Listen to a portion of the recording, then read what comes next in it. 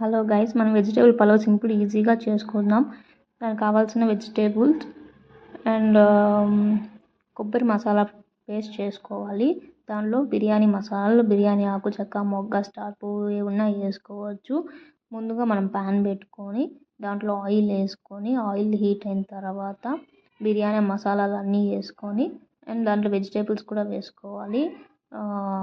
Carrot, beans, ఆలు, green బఠానీలు ఏవి ఉన్నా మన దగ్గర ఏ ఉన్నా ఈ మసాలాలు వేసుకోవచ్చు.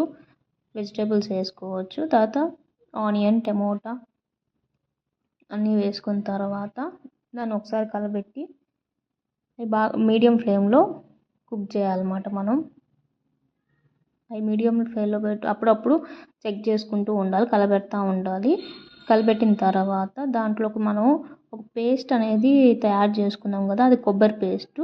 దాంట్లో ఏమేమి వేయాలంటే కొబ్బరి, ఎండు కొబ్బరి కానీ పచ్చి కొబ్బరి కానీ ఏ కొబ్బరి ఉంటే ఆ కొబ్బరి, తెల్లగడ్డ, అల్లం రెండు వేసి దాన్ని పేస్ట్ చేసి ఆ వెజిటేబుల్స్ ఉడికిన దాంట్లో ఉడికాయి కదా, ఆ ఉడికిన దాంట్లో ఈ కొబ్బరి మసాలాలు అనేది యాడ్ చేసి అది పచ్చి వాసన యాడ్ చేసి కలిపిన తర్వాత అది పచ్చి వాసన పోయే వరకు కలపాలన్నమాట. పచ్చి వాసన పోయేంత వరకు దాన్ని కలపాలి. ఆ కలిపిన తర్వాత వాటర్ అనేది, కొబ్బరిలో కొంచెం వాటర్ అనేది ఉంటుంది. ఆ వాటర్ అనేది వచ్చిన తర్వాత ఆయిల్ పైకి తేలుతుంది. ఆయిల్ పైకి తేలేంత వరకు కొంచెం దాన్ని మీడియం ఫ్లేమ్లో ఉడికించాలన్నమాట. తర్వాత మనం ఎన్ని గ్లాస్ బియ్యం తీసుకున్నామో అన్ని గ్లాస్ బియ్యం వరకు వాటర్, ఇప్పుడు ఒక గ్లాస్ బియ్యం తీసుకున్నామో 2 గ్లాసులు వాటర్.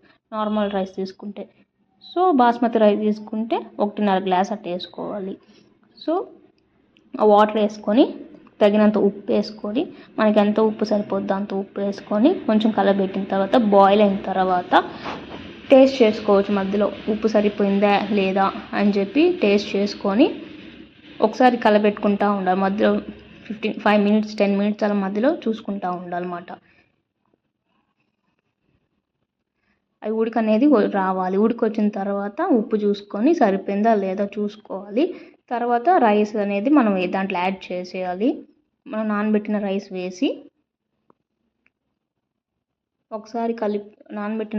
ఒకసారి కలిపి బాగా ఉప్పు సరిపోయిందా లేదో చూసుకొని బాగా కలిపి ఒక 10-15 మినిట్స్ అలా దాని మీద మూత పెట్టి ఉడికించిన తర్వాత చూస్తే రైస్ అయ్యిందా లేదా మధ్యలో చూసుకుంటూ ఉండాలి.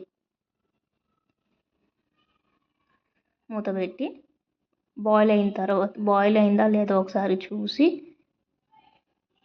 మధ్యలో కలుపుకుంటూ ఉప్పు సరిపోయిందా లేదా, అన్నం ఉడికిందా లేదా మధ్యలో చూసుకుంటూ ఉండాలి. చూసుకున్న తర్వాత బాస్మతి రైస్తో చేసుకోవచ్చు, నార్మల్ రైస్తో చేసుకోవచ్చు. ఏ రైస్ ఉంటే ఆ రైస్.